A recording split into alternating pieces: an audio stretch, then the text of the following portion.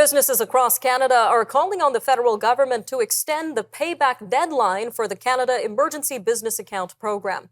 The Canadian Chamber of Commerce and a coalition of industry associations have joined in on calls for an extension to repay pandemic loans. A letter by business groups urges Finance Minister Chrystia Freeland to push back the repayment deadline by 2 years to the end of 2025, or at least change the terms and extend the deadline by 1 year and still allow businesses to have debt forgiveness for up to 1/3 of their loans. Approximately $49 billion went out to about 900,000 businesses through the program, and only 21% of the businesses had fully repaid their loans as of May 31st. Well, joining us now to discuss how pandemic loan repayment could impact Canada's small businesses is Ms. Christina Santini, Director of National Affairs with the Canadian Federation of Independent Business. Ma'am, welcome to Forum Daily.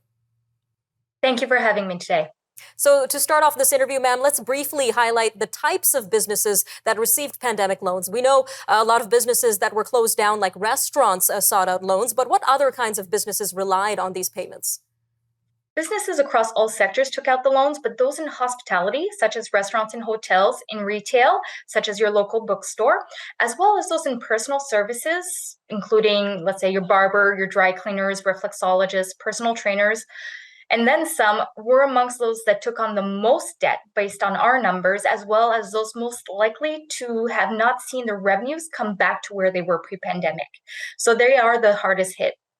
And on that note, according to business groups, around 50% of loan holder companies are still making below normal revenues, ma'am. So what are some of the key factors impacting the ability of businesses to make a dent in this debt that they've accumulated through these loans?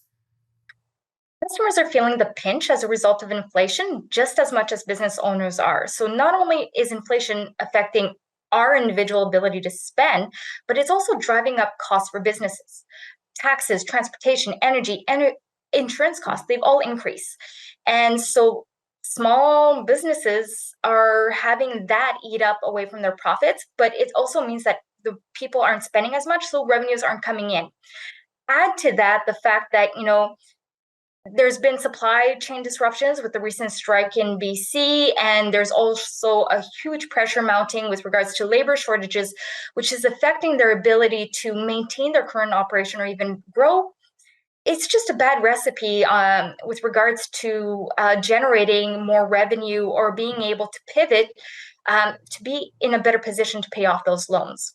A bad recipe indeed. Now, your organization has said that 1/5 of small businesses are at risk of closure without this deadline extension. So how's that number calculated? Can you tell us a little bit more about that? Absolutely. So 89% of small business owners use the CEBA loan, and 43%, based on our numbers as of March 2023, were not confident that they would meet the December 31st repayment deadline.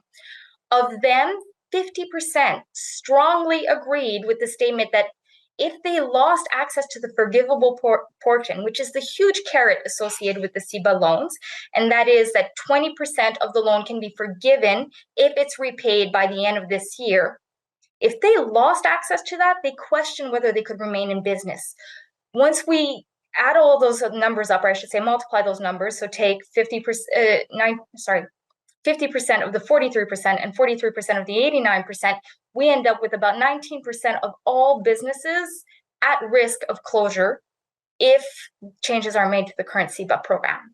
So that's why we are strongly encouraging the federal government to extend the CEBA deadline while providing businesses access to that forgivable portion.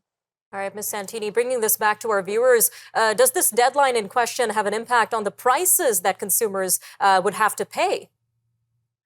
Many factors can affect a small business's pricing strategy, but ultimately they can only charge a customer so far before the customer reacts negatively, and they are sensitive to that. So if they charge too much, it affects their viability. If they charge too little, they can't cover their costs, including these debt payments that are coming up, and that affects their viability. They're not in a good situation. Definitely, ma'am. Now, this letter, it's requesting two options for extension, extending the deadline by 2 years or extending by 1 year, but with debt forgiveness for 1/3 of businesses' debt. So what would be the ideal situation for Canadian businesses in terms of paying off these loans? Just a quick 30 seconds left here.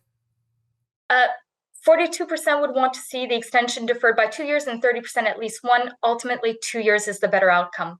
All right, Ms. Santini, thank you again for your time today. Thank you.